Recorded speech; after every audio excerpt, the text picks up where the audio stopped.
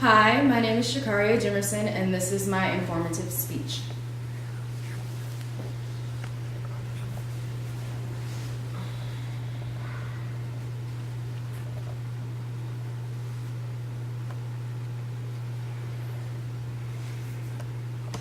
Okay, so today we will be discussing music, masculinity, and opera. Now, composers in the medieval time like to use their music to influence expressivity through music beyond language.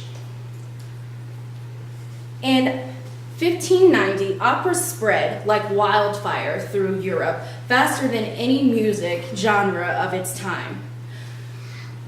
At that time, music went from sacred or church music to secular or non-church music. Opera also went through transformation of music for playing, instead of playing for the wealthy, they played for the commoners or the middle class. So this opened it a wide spectrum for basically the world. Before, they only played music for kings and queens. And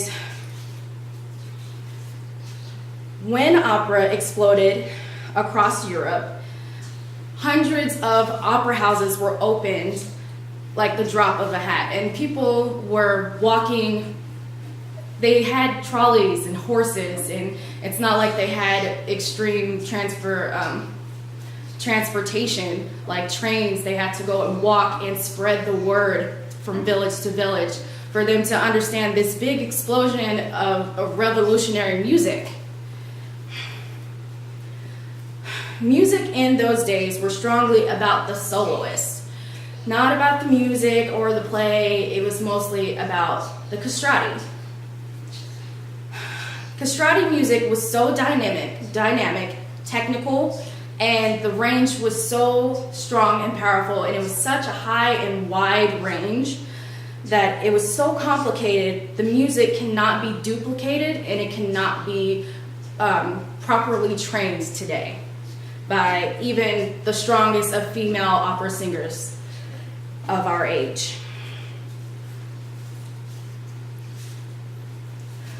Castratis were male singers that were trained from birth with a musical ear, but castrati sounds exactly what happened to them. They were castrated. Castratis were singers that were castrated from puberty to prevent the young singers to reach their sexual maturity. Now, a lot of people say that castration for these men was basically the end for them because they weren't able to have babies, but castratis were like rock stars of their age. People looked up to them, and because opera was all about them, who would not want to be with them? And then they couldn't make babies. Women were all over them. They loved them so much. And they went through an extensive, actually pretty simple procedure, but it had some complications. The procedure consisted of boys castrated and soaked in milk and lime. They sat in milk and lime for hours because once they were castrated, they could have bled out, and that was the way for them to not bleed as much. Given the medieval era, it wasn't as cleanly as it is today. They didn't have technology that would stop them from bleeding. So many children died or bled out. Now, why have your child die from infection or excessive bleeding or unsterilization? Now, the big reason why is because if you had a castrati in your family, you had wealth. That was the thing to have, or the person to be. Music was just starting to boom in a different era that's becoming extremely famous at the time, and because of these particular singers. But was castrating young men worth music that cannot be properly performed today. People believe it's a part of history that was meant to happen in order to have this phenomenal music today.